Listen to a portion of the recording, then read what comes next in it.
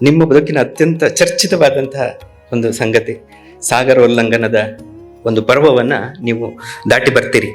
ವಿದೇಶದಲ್ಲಿ ಧರ್ಮ ಪ್ರಸಾರ ಮಾಡಬೇಕು ಅನ್ನುವಂಥ ಒಂದು ಉತ್ಸಾಹ, ಇಚ್ಛೆ ಅಥವಾ ಹಠ ನಿಮ್ಗೆ ಯಾಕೆ ಹುಟ್ಟುಕೊಳ್ತು ಅಂತ? ವಿದೇಶಕ್ಕೆ ಹೋಗಬೇಕು ಎಂಬುದು ನಾನು ಯೋಚನೆ ಮಾಡಲೇ ಇರಲಿಲ್ಲ. ಇದು ಆಕಸ್ಮಿಕವಾಗಿ ಬಂದಂತಹ ಒಂದು ಅವಕಾಶ. ನನ್ನ ಯಾವಾಗಲೂ ಸ್ವಭಾವ ಅವಕಾಶ ಬಂದಾಗ ಬಿಡಬಾರದು. 91ನೇ ಇಸ್ವಿಯಲ್ಲಿ ಅಮೆರಿಕದಿಂದ ಕೆಲವರು ಸೈಂಟಿಸ್ಟ್ ಅವರೆಲ್ಲ ಬಂದಿದ್ರು. ಅವರು ಕೃಷ್ಣನ ದರ್ಶನಕ್ಕೆ ಬಂದಿದ್ರು. ಅಲಂಕಾರಕ್ಕೆ ಬಾಗಿಲು ಹಾಕಿತ್ತು. 1 ಗಂಟೆ ಕಾಯಬೇಕು ಅಂತ ಹೇಳಿದ್ರು. ಆವಾಗ ಅವರು ಯೋಚನೆ ಮಾಡಿದ್ರು, ಸುಮ್ಮನೆ ಇಲ್ಲಿ ಏನು ಕಾಯೋದು, ಯಾವ್ದಾದ್ರು ಸ್ವಾಮಿಗಳನ್ನು ಭೇಟಿ ಆಗೋಣ ಅಂತ ಹೇಳಿ ಅಲ್ಲಿಯ ಪರಿಚಾರಕರ ಹತ್ರ ಕೇಳಿದ್ರು, ಯಾವ್ದಾದ್ರು ಸ್ವಾಮಿಗಳಿಗೆ ಇಂಗ್ಲಿಷ್ ಬರ್ತದ ಅಂತ ಹೇಳಿ. ಅದಕ್ಕೆ ಯಾರು ಹೇಳಿದ್ರು, ಪುತ್ತಿಗೆ ಸ್ವಾಮಿಗಳಿಗೆ ಬರ್ತದೆ ಅಂತ ಹೇಳಿ. ಅದಕ್ಕೆ ನನ್ನ ಹತ್ರ ಬಂದರು. ನಮಗೆ ಸ್ವಲ್ಪ ಹರಕು ಮುರುಕು ಇಂಗ್ಲಿಷ್ ಬರ್ತಾ ಇದಕ್ಕೆ ನಮ್ಮ ಪ್ರಶ್ನೆಗೆಲ್ಲ ಉತ್ತರ ಕೊಡ್ತೀರಾ ಅಂತ ಹೇಳಿ ಕೇಳಿದ್ರು. ಆಯ್ತು, ಕೊಡ್ತೇನೆ ಅಂತ ಹೇಳಿದೆ. ಅವ್ರ ಪ್ರಶ್ನೆಗೆಲ್ಲ ಉತ್ತರ ಕೊಟ್ಟೆ. ಅವರು ತುಂಬ ಖುಷಿ ಆಯಿತು. ಅವರು ಹೇಳಿದ್ರು, ನೀವು ನಮ್ಮಲ್ಲಿಗೆ ಬರಬೇಕು, ನಮ್ಮ ಹಾಗೆ ತುಂಬ ಜನ ಜಿಜ್ಞಾಸುಗಳು ಇದ್ದಾರೆ, ಬರ್ತೀರಾ ಅಂತ ಹೇಳಿದ್ರು.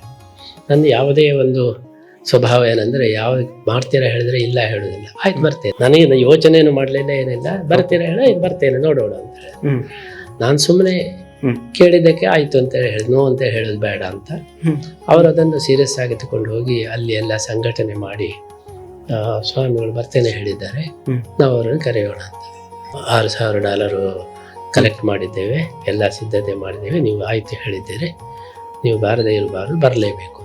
ಆವಾಗ ಎಲ್ಲ ಸ್ವಾಮಿಗಳ ಹತ್ರ ನಾನೇ ಹೋಗಿ, ಹೀಗೆ ಒಂದು ಅವಕಾಶ ಬಂದಿದೆ, ಏನು ಮಾಡೋದು ಅಂತ. ಯಾರು ಸ್ಪಷ್ಟವಾದ ಉತ್ತರವನ್ನು ಕೊಡಲಿಲ್ಲ. ಕೆಲವರು ಹೇಳಿದ್ರು, ಈ ವಯಸ್ಸಿಗೆ ಯಾಕೆ, 50 ವರ್ಷ ಆದಮೇಲೆ ಹೋಗಿ ನೀವು, ಈಗೆಲ್ಲ ಬೇಡ ಅದು ಅಂತೇಳಿ ಕೆಲವರು ಹೇಳಿದರು. ಕೆಲವರು ನೋಡೋಣ, ಕೆಲವರು ಹೇಳಿದ್ರು ಹೋಗಬೇಡಿ, ನೋಡುವ ಮತ್ತೆ ನೋಡಿ, ಈಗ ಕಾಲ ಪಕ್ವ ಆಗಲಿಲ್ಲ ಅಂತೇಳಿ ಹಾಗೆಲ್ಲ ಹೇಳಿದ್ರು. ನೀವು ಬರ್ತೇನೆ ಅಂತೇಳಿ ಹೇಳಿದ್ದೀರಿ, ನೀವು ಬರುವುದಿಲ್ಲ, ಬರ್ತೇನೆ ಅಂತ ಒಪ್ಪುವ ತನಕ ನಾನು ದೇವರ ಕೋಣೆಯಿಂದ ಹೊರಗೆ ಬರುವುದಿಲ್ಲ ಅಂತ ಅವರು ಹೇಳಿದರು. ನಾನು ತಕ್ಷಣ ನಿರ್ಧಾರ ಮಾಡಿದೆ, ಇದು ದೇವರ ನಿರ್ಧಾರ, ಹಾಗಿದ್ರೆ ಬಂದೇ ಬರ್ತೇನೆ ಅಂತ ಹೇಳಿದೆ. ಯಾವಾಗ ಅವರು ಆ ಮಾತು ಹೇಳಿದ್ರು, ನೀವು ಎಸ್ ಹೇಳೋ ತನಕ ನಾನು ದೇವ್ರ ಕೋಣೆಯಿಂದ ಹೊರಗೆ ಬರುವುದಿಲ್ಲ ಅಂತೇಳಿ ಹೇಳಿದ್ರು. ಹಾಗಿದ್ರೆ ದೇವ್ರದೇ ನಿರ್ಧಾರ, ಬರ್ತೇನೆ, ಆದದ್ದಾಗಲಿ ಅಂತ ಹೇಳಿ ನಾನು ಆವಾಗಲೇ ಅವರಿಗೆ ಎಸ್ ಅಂತೇಳಿ ಹೇಳಿಬಿಟ್ಟೆ. ಮರು ದಿವಸ ಹೊರಟುಬಿಟ್ಟೆ.